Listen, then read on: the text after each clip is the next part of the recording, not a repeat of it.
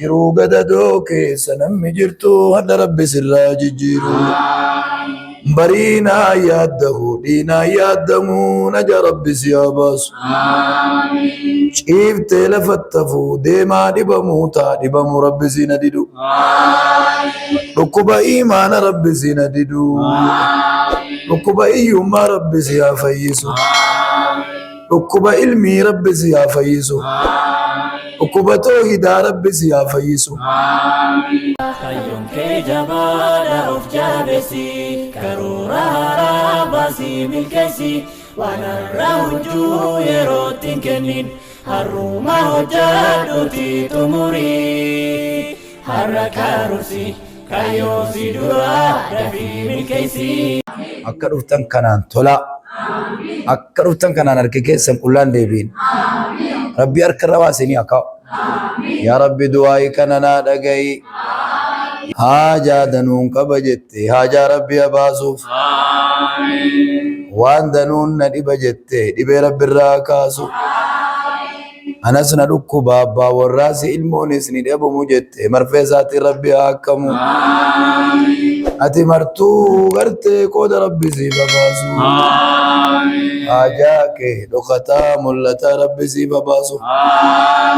Balbala iyyummaa Rabbi sirraa cufu.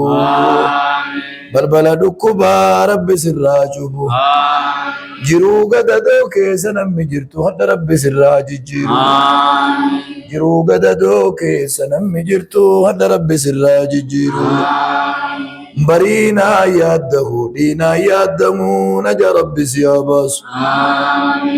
Ciiftee lafattafu deemaa dhibamuu taa dhibamu Rabbi si na didu. Dhukkuba imaana Rabbi si na didu. Dhukkuba iyyummaa Rabbi si haa fayyisu. Dhukkuba ilmii Rabbi si haa fayyisu. Dhukkuba toohidaa Rabbi si haa fayyisu. Dhukkuba quraanni si didu hadda Rabbi si haa fayyisu. Ulaa sitti cufamte kulli Rabbi si haa banu. Masmara kee qabamte kulli Rabbi gad si haa dhiisu. Aduun hadhaa utuun dhiine ulaan sitti cufame si babanamu. Amiin yaa Rabbi amiin. Amiin yaa Rahmaanu amiin. Amiin yaa Rahiimu amiin. Warra masgiida kana biyya alaa taa'e biyya keessa taa'e qooda baase qooda gugurdoo Rabbi isaanii haa baasu. Qooda gugurdoo Rabbi isaanii haa baasu.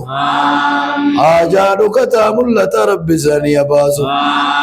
Haajaan isin himattan isinii haa ba'u. Haajaa himachuu dadhabdan isinii haa ba'u.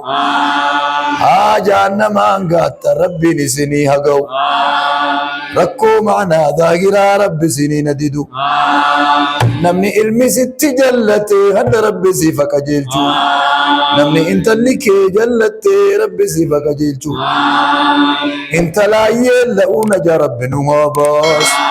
Ilmaayyee la'uu naja Rabbi nu haa baasu. Qooda gugurdoo Rabbi nu haa baasu. Qooda gugurdoo Rabbi nu haa baasu. Qooda gugurdoo Rabbi nu haa baasu. Qooda gugurdoo Rabbi nu haa baasu. Inni asii walitti qabe dhiiraa dubartiin jannata keessa wali rabba qabu. Nama diinii bira dhaabbatu Rabbi si na godhu. Nama toohida bira dhaabbatu Rabbi si na godhu. Nama quraana bira dhaabbatu Rabbi si na godhu. Amiin yaa Rabbi amiin. Amiin yaa Rahmaanu amiin. آمين يا رحيم آمين آمين يا ديان آمين. ربنا آتنا في الدنيا حسنة وفي الآخرة حسنة وقنا عذاب النار. الحمد لله رب العالمين. اللهم صل